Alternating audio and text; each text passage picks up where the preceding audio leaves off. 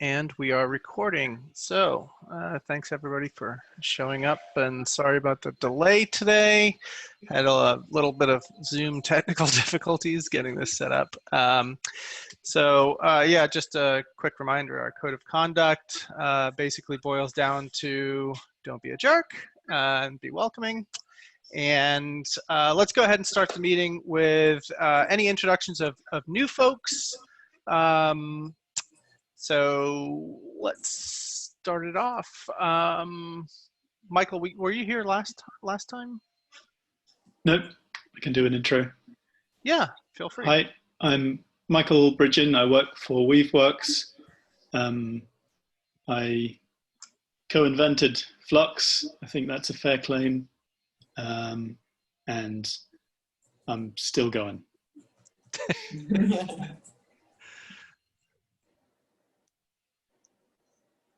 And Christian, do you want to? Yes, let me turn on my camera as well. Yeah, no worries. So my name is Christian Hernandez. I work for Red Hat. I'm part of the cloud platforms team over there, and I'm mainly here for being a fly on the wall. Red Hat customers have a lot questions surrounding GitOps, so Argo Flux is going to be big from what I gather. So I'm mainly here just to be on the fly on the wall. Cool. Welcome. So, Mr. Matushensev, how are you doing? It seems like everybody is working from a home office due to the coronavirus.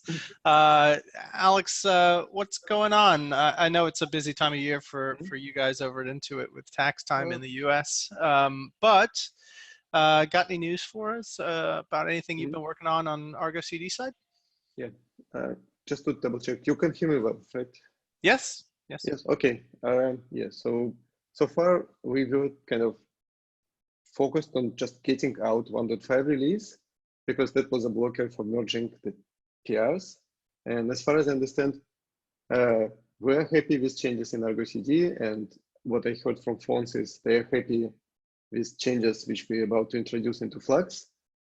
And we just had to squeeze in one more feature into 1.5 Argo CD release because our security team found that we're using admin passwords. So basically we were forced to introduce a whole new feature to remediate a security issue. And I'm basically just waiting for review for that change. And we're supposed to cut 1.5 release today, because like all the changes are ready, including release notes. But because it's just two of us, I'm waiting for JC to review my changes and push it. And my prediction is I think it will take another week to test, and then finally cherry pick all the changes into GitOps engine branch in Argo CD. Okay. So it's, I know that Jesse is also quite busy. Is there anything that the rest of us can do to free up some resources here? At this point, he is kind of switching gears and basically switching to Argo CD. He started working actively since like 3 days ago. Okay. And yeah, so he picked up another problem which we had, like basically more performance optimizations, because we keep hitting scalability limits. And he worked on that a couple of days ago. That was his change was merged yesterday, and now he's switching to reviewing PRs. Yeah. Okay, reviewing specifically the GitOps engine branch PR, the big one, reviewing 1.5. 1.5. He already did review for to the GitOps branch. He already reviewed GitOps engine PR, I believe. So, okay. But we just don't want to merge it intentionally because we want to release stable first. You want to rebase onto the 1.5? No. I'm saying we want to release 1.5 before we merge GitOps engine. Yeah. Okay, right, and then rebase the GitOps engine branch onto the 1.5 enhancements. Gotcha. Yes, and yeah, I don't know like how to speed it up. I'm actually super unhappy with how slow we are, but it is what it is. Yeah. Well, yeah, I mean, I recognize that it's a busy time for you guys over at Intuit. I would like to offer help, but I'm not entirely sure how much help I can personally be at this point. I've been preparing a webinar that is next Tuesday. It's a CNCF webinar that is about Flux CD, Argo CD, and a demo of both of the projects and talking about GitOps best practices and that kind of thing. And then I reserved some time at the very end of that webinar to talk about some of the plans that we have with Argo Flux. But that set of slides right now is a little bit light because I know we're still a little bit undecided as to how we push forward and combine the best parts of both. I know we got the GitOps engine stuff going on, but as of now, we still have Argo CD and Flux CD, you know, existing in their own own repos and paths and communities and all that. So I think Cornelia, you, me, Michael, Alex, Sardi, Pratik, and Mike Bowen, and pretty much everyone from the community, we need to start, you know, in the next month or so, getting serious about some more long-term planning and sort of project vision type stuff. But I'm not going to push on anything because I know it's a stressful time for a lot of folks. So. Jay, on that note, we are getting more organized. I had been a little bit out of pocket, had some personal stuff go on right after Thanksgiving through February this year. So just now back in the seat in the saddle, but charging hard. Got my guys currently focused on rolling out. Now we moved off the GitOps engine branch of Argo CD recently, just until the post 1.5. I guess it sounds like it's going to be rebased with one with the GitOps engine in there as a first class citizen, and then we'll upgrade to that. But we are taking notes and documenting some challenges that we see. I think specifically from day 2 activities, really disaster recovery, handling multi-tenancy. The 2 experiments in the multi-tenancy SIG are not exactly what we need from a BlackRock perspective. So, and we also have a mix of, you know, single app, single cluster, single client, single cluster, many clients, one cluster, scaling groups. So there's a lot of things we're currently documenting and trying to get our head wrapped around, because my challenge to the team and demand of the team is that we're not doing this in BlackRock isolation. We are doing this as part of the broader GitOps engine and the consolidation project, where we can bring our fruits to bear. It's going to be very valuable to the community. And if it ends up being a one-off for BlackRock, because this is just something specific to BlackRock, that's okay. Let's make sure we vet that with the community first, because I suspect our needs are going to be similar needs to the community in a large percentage of the area that we're covering right now. On a somewhat related but tangential area, what's going on with Argo events? What's the community in Argo events like, and have you made any major releases or integration points or anything? I believe there's one coming up. There was a request with, I believe it was the Kubeflow folks, to have deeper integration between Argo workflows and Argo events. And then there have been some bugs and some patches. I think a version was released last week. Vaibhav was working over the weekend on it. One of our core contributors who went to a different group within the firm is now no longer a core contributor. So it's an island of one that we've got a new analyst we're trying to get open source trained, how to, you know, be a good thriving human member of a open source community, and then also Go, Kubernetes, and all the, you know, it is the proverbial drinking from the fire hose right now. But we hope to have some more bodies behind ViBob number one, and then number two is the director of open source, BlackRock. We are using Argo workflow and Argo events in pockets around the firm. Mm-hmm. So one of my responsibilities is also wrangling all those people into a group of like-minded individuals trying to solve similar problems, so that we can, one of our goals and principles is that, forcing that upstream pattern and not doing it in isolation internally first, and then trying to figure out a way to upstream it, to work in the community first and then back in. And finding who all those people are right now has been a bit of a challenge, given all the friction from the virus and the working from home, and everybody's really stressed. Mm-hmm. And so that activity's kind of gone to a low pulse right now, but hopefully another week or two, once people get used to this new working arrangement for the foreseeable future, we'll be ramping that back up so I can get more people from BlackRock, because it's important to us, both Argo workflow and Argo events, Argo project as a whole, Flux, but helping, I think it's the education part, Jay, that's been the most challenging right now, that how important it is, not only that you're leveraging and it's great and you maybe raise an issue here or there, but contribute, right? Don't try to solve these problems in isolation. We're going to be more successful together.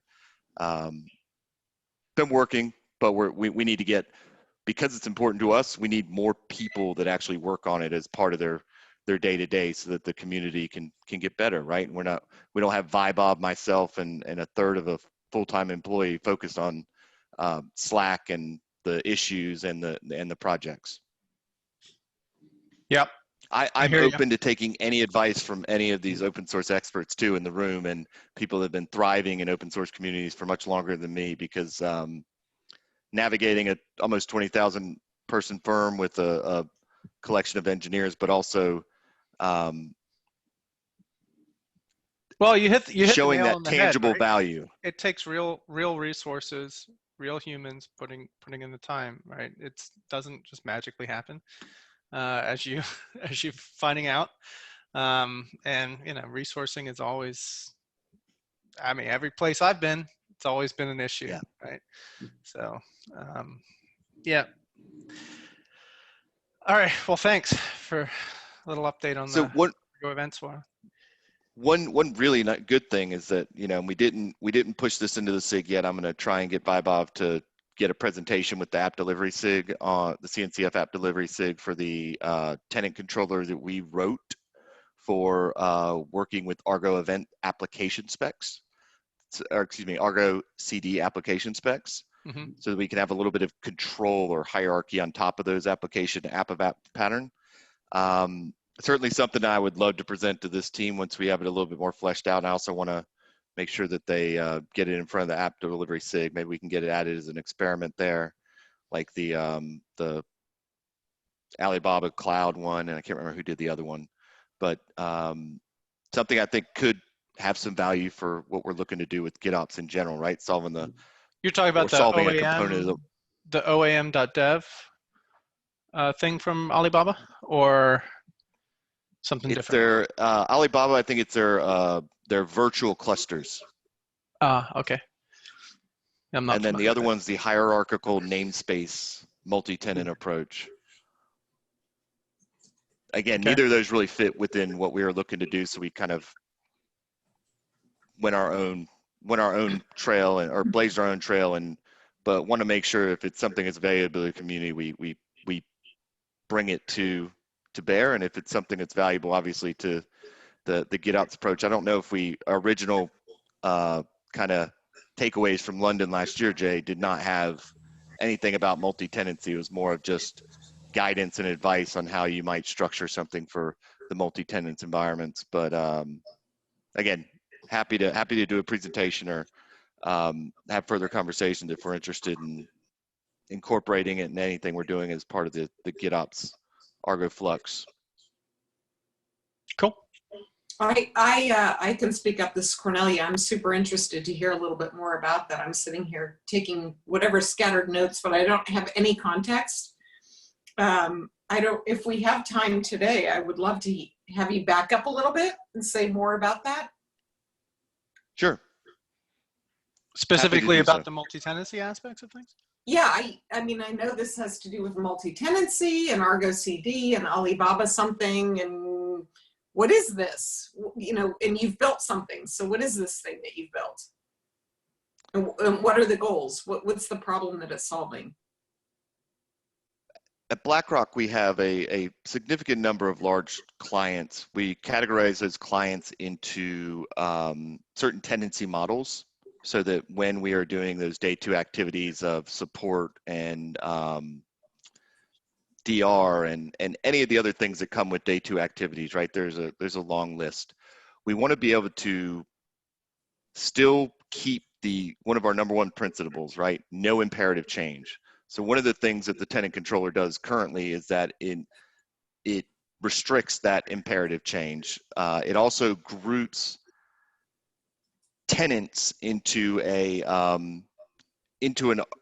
hierarchy, if you will, right? So one of our core applications, one of our data science applications, where we have batch workloads, we have interactive workloads, we have jobs and scheduled workloads. Those namespaces typically, even if it's a cluster per client or if it's many clients in one cluster, they have certain resource limits. They also have certain burst capacity. They have different node groups. They have some that require GPUs. So those workloads need to be scheduled on nodes with GPUs. When we think about the public cloud surface, or not public cloud, I'll say the third-party cloud, node groups, availability zones, regions. So we want to make as much of that as declarative as possible when we're describing what the estate of a client for BlackRock is, right? One of our Aladdin clients. And this gives us the ability to say whether this tenant is a group or a software stack, a group of applications, or if it's an entire client itself, right? Represented in this tenant as a tenant. The tenant controller that would run within the cluster would manage those complexities. And I'm happy to get into what those are. Let me ask you, are you, is your tenant controller, do you use a custom resource definition that describes Yes. or sort of adds on top of the fundamental Kubernetes namespace? Or how do you structure that? Does it?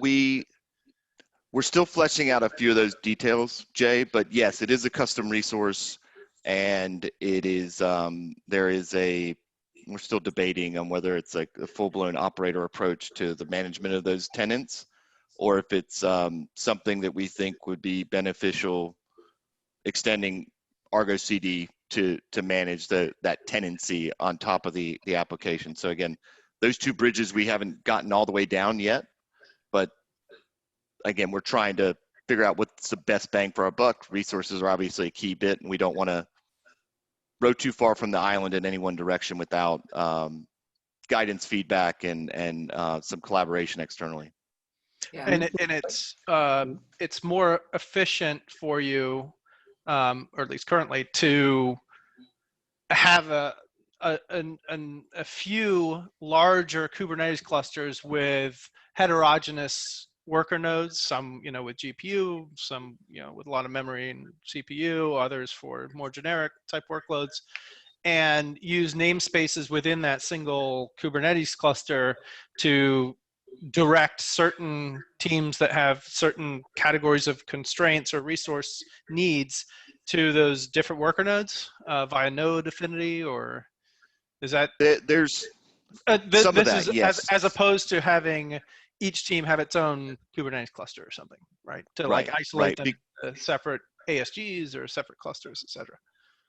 Exactly. I think one of the key points is that we are in a hybrid cloud environment kind of perpetually, right? We will never be all in one place, right? Mm-hmm.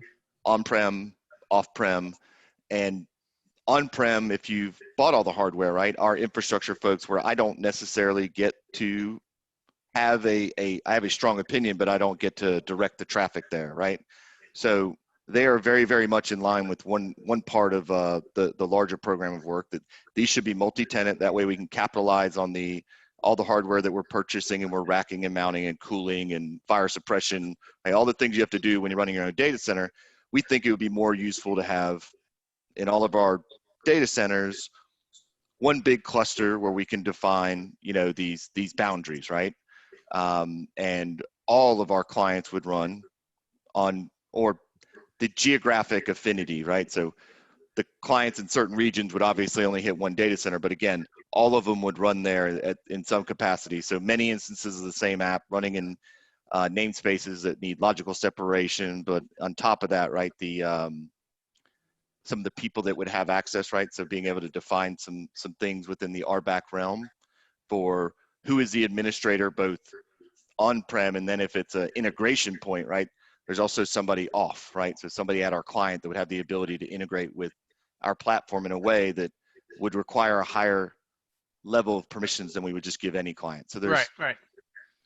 but we So want a declarative the way to more approach that. logical grouping and RBAC separation than, say, network isolation, like true like control plane cluster level isolation. As a requirement, network isolation is a requirement as well. On-prem, I think we have some vendor provided tools that are going to help with that we already use within some of our vendor providers. But when we still want to make sure that it's as declarative possible, and we don't have 1,000 YAML files that we're going and updating either programmatically or manually to make sure that like we changed a label to group a bunch of namespaces together to represent a tenant. We want there actually to be a resource that defines this is this tenant, this is this client, or this is this group of applications that have special circumstances that need a cohort or categorization. Yeah, I would agree with that. I mean, tenancy is a first class construct. It has to be, you know, having it represented as a CRD is important.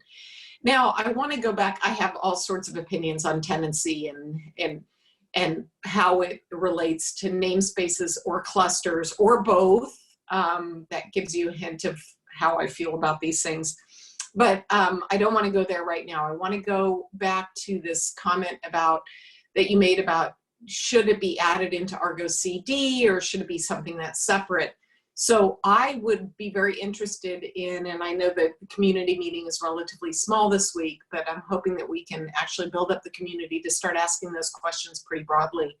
I have my personal opinions, which is that I believe that tenancy is a first-class construct, and it spans more than just CD. It spans more than just the reconciler between Git and Kubernetes. And so I feel pretty strongly that it needs to be a separate component that belongs in the suite, perhaps in the Argo project suite. But I would like to see, you know, my gut instinct, the architect in me, says separate. So my 2 cents. I was trying to say that I feel like Intuit is kind of trying to solve the same problem, and we are considering a separate component as well.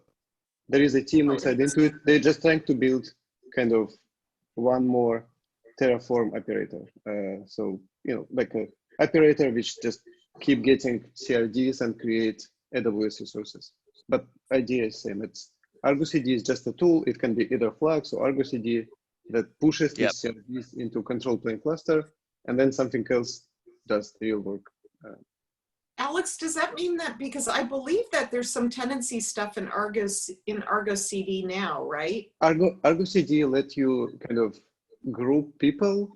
So yeah, Argo CD has concept of projects or teams. Maybe teams would be a better name. Okay. Yes, so there is tenancy already too. So it's possible to say.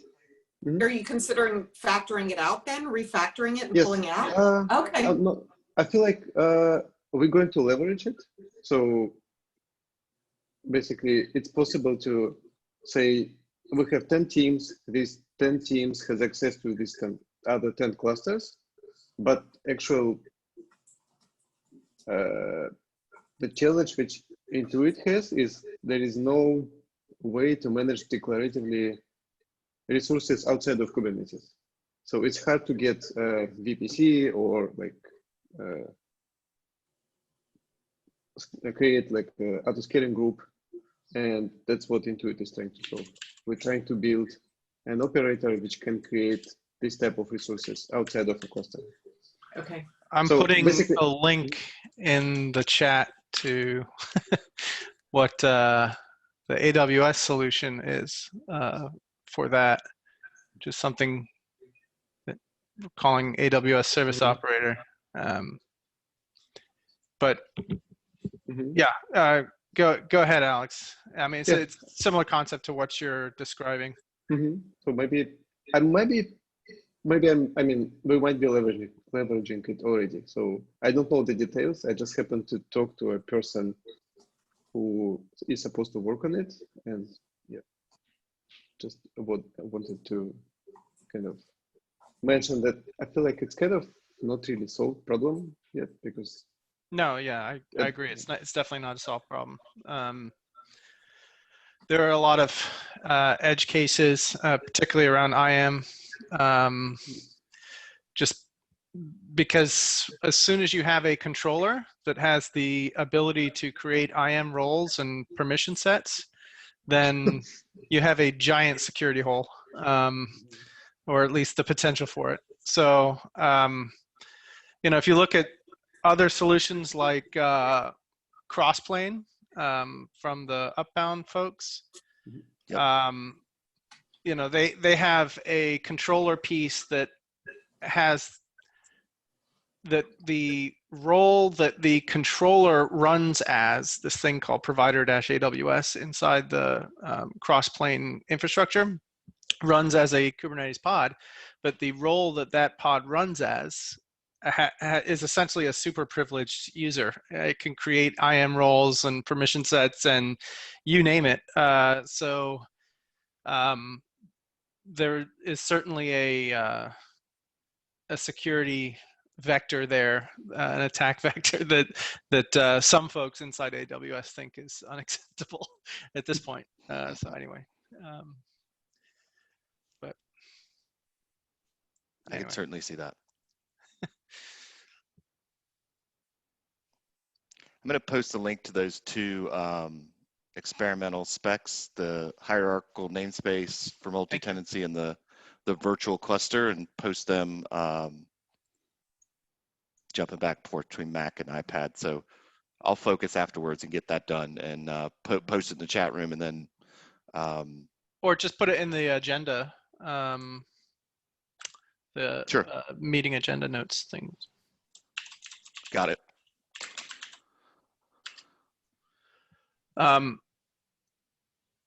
Okay. Well, yeah.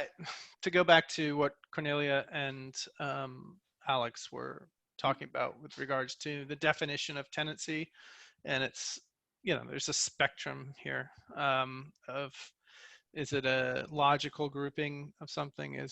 Does it have more of a network isolation boundary? Are we talking about IAM and infrastructure permissions versus, say, Kubernetes RBAC? Obviously, there's slightly different levels there. All those dimensions go into shaping what really is the definition of tenancy. There's obviously multiple definitions of tenancy. So I think as we go forward and outline use cases for Argo Flux in the future, and we're talking about multi-tenancy, we should definitely be as crisp as we can regarding the definition of what we mean by tenancy, because I think sometimes it's going to be something sort of higher platform layer, and other times we're going to be talking about that lower level infrastructure, cloud provider type layer, or even networking layer. So anyway, I'll shut up. So I wanted to give Christian and Keith some time to chat about whatever's on their mind. Christian, I'm in particular curious. Do you work on OpenShift, or do you work on the other teams at Red Hat? And yeah, go ahead. Yeah, so I work focusedly only on OpenShift, specifically core platform, which what we call internally, when we say core platform, we mean Kubernetes. Okay. So the core functionality of OpenShift is my realm, and that's where I work. Is 90% of my time. Flux and/or Argo CD currently implemented in OpenShift as an add-on via like Operator Lifecycle Manager or something? Yeah, so right now, Argo CD is part of the operator hub. Okay. We want to get Flux into it as well. In terms of GitOps, just in general, Red Hat has taken an agnostic approach. We're basically saying, kind of like the HashiCorp sort of thing, you know, like, oh, you need, you know, sealed secrets or anything like that, just use HashiCorp. Kind of the same idea. If you want to do GitOps, you know, you pick the tool of your choice, sort of thing. So, yeah. Is let me ask you, is the reason Flux isn't in Operator Hub because it doesn't sort of like follow the the traditional definition of an operator being a controller plus a CRD, because Flux doesn't have the CRD aspect of it? Or is it just didn't happen? It's in order for something to be a part of the operator hub, it does need to conform to a set of rules, and that's in the operator hub. You can actually look. There's a link that says submit an operator, and then it just goes through a process. And the open source operators, what we call our community operators, doesn't go through a strict. It goes through some things that you need to do, but it's just not very strict. So. Okay. Yeah, I guess just the reasoning is we need to work with the team over at Weaveworks to get it on. Okay. Yeah, it's definitely something we'd like to do. And when I say we, I'm hoping that's not just Weaveworks, because Flux is a CNCF project. So. Yeah, no, definitely, and we want as many community operators as possible. So especially if it's a CNCF project, that's definitely something we want to get on the operator hub for for our customers to pick and choose what works in their environment. Cool. Yeah, Cornelia, we can always reach out to Aaron Boyd, who's I believe the operator framework product manager at Red Hat, I think, or Daniel Messer, I believe is the other one. Anyway, so let's see. Keith, hi, welcome back. Hey, what's going on, guys? Any news from your neck of the woods? Yeah, so from our side, we're making some significant progress on our multi-environment type initiative utilizing Flux right now.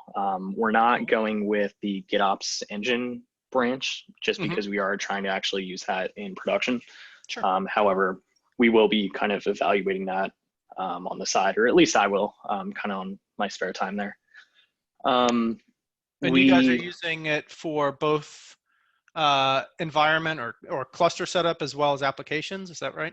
Absolutely. Yeah. So we created a manifest repository, which essentially has all our Kubernetes manifests and definitions. And then based on, I think I had explained this before, essentially based on the directory structure of that repo, we can tell Flux which manifest to kind of look at and control, some of the Helm releases or the values for the Helm releases.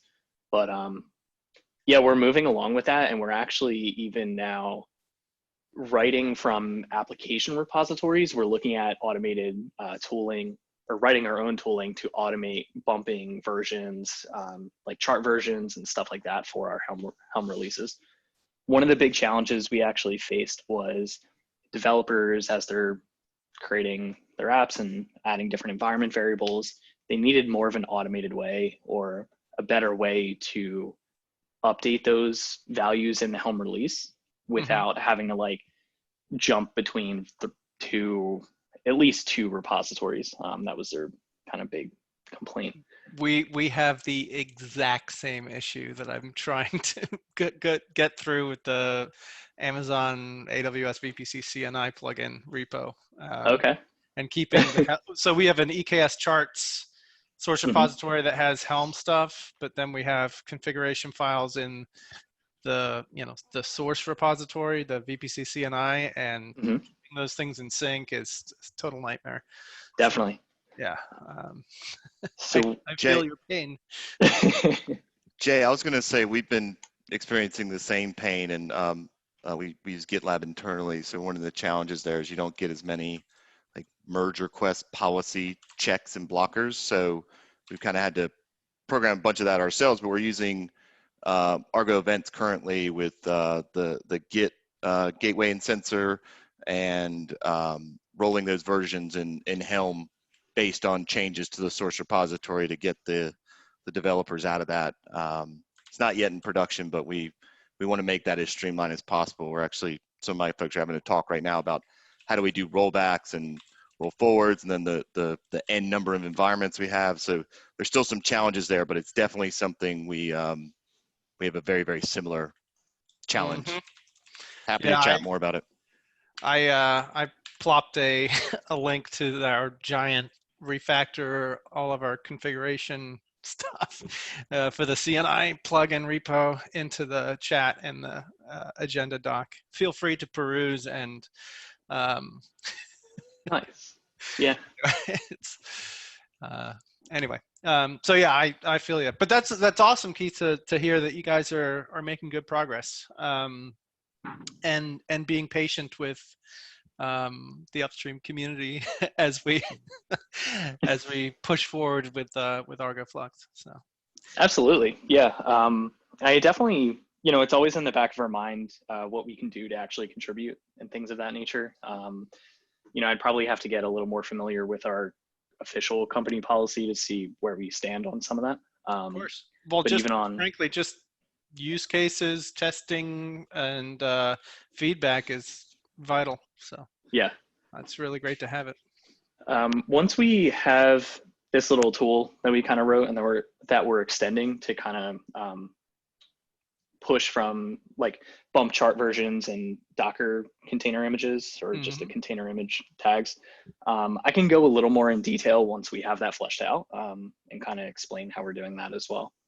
Okay. But, are you? I can't remember from previous conversations with you, but are you using the image git commit or writing functionality of FluxCD?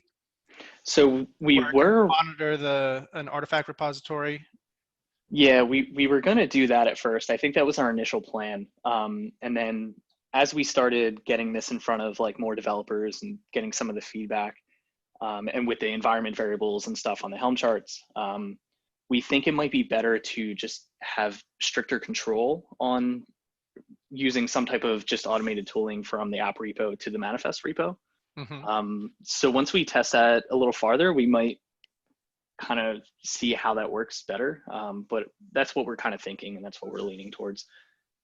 So we are moving away a little bit from the automation of Flux to bump the container image tags. Gotcha.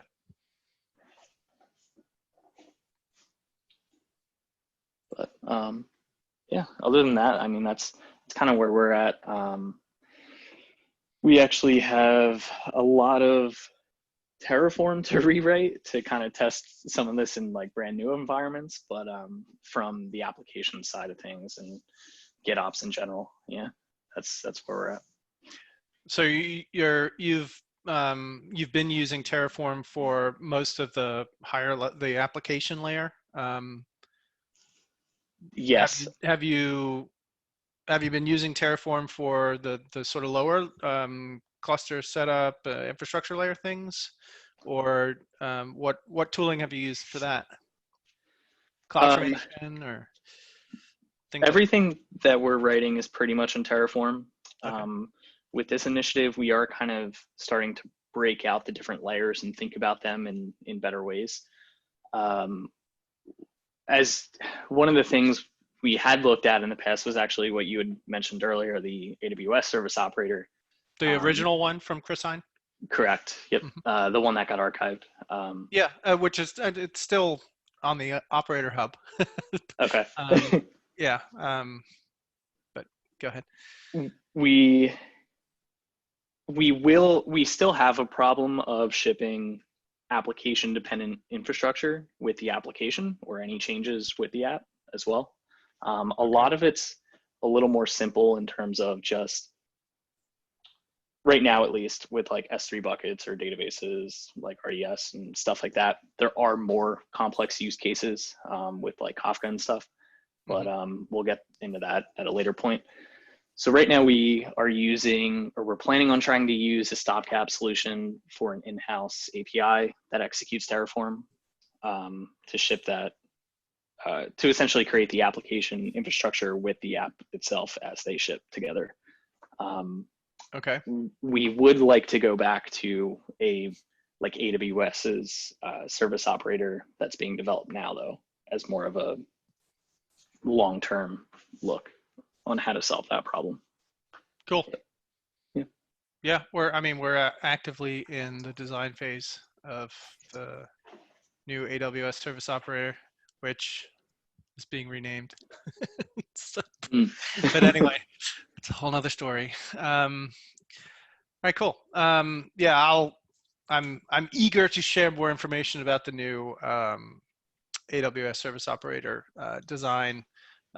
It's going through the final stages of review here at Amazon, so hopefully that will wrap up in the next couple weeks, and we should be able to publish all of our internal design stuff. So awesome. I will keep my eyes peeled. I'm looking forward to being able to do that. So nice. Cool. Well, hey, we've got about 7 minutes left in the meeting. Does anyone have any other topics they'd like to bring up? Otherwise, we will let everyone go. Yeah, I've got one thing as part of the responsibility of education and outreach internally is that we're planning something internally. We're probably going to do it quarterly, but kind of forced enablement. We don't really have a name yet for it, but I'm going to call it Open Source Day, if you will, where we try to encourage people, get speakers to come in. So I'll have news to follow. I know this is recorded, so I'm not going to go into tremendous detail because it's not something we're broadcasting publicly, but I would like to figure out where in either Flux, GitOps Engine, Argo CD, where I can surface some really good, quick, I'll use the ML from GitHub and look for good first issues, but I'd love to surface some of those selfishly and for the group to see if anybody wants to join in and participate. I had somebody reach out the other day, Alex, and asked me, how do I get involved with Argo CD? I'd like to add the Helm image to the application dashboard inside of Argo CD. So yeah, we definitely need to do a much better job in issue triaging and helping the army of one Alex Matushansen out in sort of, doing that support engineering, community engineering. We actually, there was a progress on Intuit side. Oh yeah. And basically we're adding 2 engineers, literally like they were supposed to start this week because of coronavirus. They didn't start, but now we're realizing it's like everyone is going to be remote for a while and they're starting someday this week. We're just waiting for like final announcement. And this is why I had to prepare, and we have long list of good, like newcomers tickets. So it should be easy to just jump and I'm pretty sure it's great. 2 of them are going to try to contribute something to Argo CD, and they will find all the discrepancies in get started guides and the documentation. Yeah, so awesome. Yeah, great. Still, like, I know it's going to be kind of slow, but this is like first I need to ramp up, learn a little bit about the project. Of course. But, yeah. Cool. Michael, how's the similar on the Flux CD side as far as the amount of work and effort for bug triaging and fixing on Flux CD? Is it relatively manageable, or that's a negative? No, it hasn't been for about a year or so. It's we're too popular. It's a real problem. It's a good problem to have, I suppose. I suppose, yeah. Maybe coronavirus will help us out. That was bad taste. I'm sorry. I apologize. All right. Well, yeah. I mean, it sounds like we need to beef up the support engineering stance for both FluxCD and Argo. I just checked that we have exactly the same number of tickets, open tickets in Flux and Argo. Oh, really? That's funny. Funny. Actually, oh, I think Argo CD. Okay, Argo CD has one more, like plus. Oh. It's not a race, Alex. Definitely not that. I mean, it's definitely the less the better, I guess. Yeah, race to the yeah, whatever. To the, I saw that Argo Workflow has had more commits in the last week than it has had yes, in the year to because date. it has now 4 developers, and the main reason is because Intuit is trying to actively use it, and yeah, this is why. Was there a particular feature or something that, or bug fix or something that this past week has? So it far, looked like derotting to me. Yeah. Is that fair? It's fair. Plus, Argo Workflows was a component. Basically, it was meant to be integrated into a set of other tools. And now, because we are the team behind Argo Workflows, basically, we're just trying to convert it into a product which can be used without any integration. So you can just install it, and it would have some enterprise features like users and user interface, which has some actions, like you can submit workflow from user interface and things like that. Cool. I think, yeah. I was going to say there's a meeting tomorrow with both Argo Workflows and Argo Events. I know Vaibhav from my team will be participating in it. Can you put the linky in the I will. Argo Dev meeting agenda doc? Thank you. All right, folks. It's good to see and talk to everybody. Stay safe out there. You too. And see you in a couple of weeks. See you on Slack. And yeah, if you remember any notes or whatever that you'd like to record for posterity's sake, please don't hesitate to put it into the agenda and meeting notes. Thank you. And Great. I'm going to stop the recording and hopefully not screw up this. Okay. Bye, everybody. Thanks, Cheers. Jay. Thanks, guys.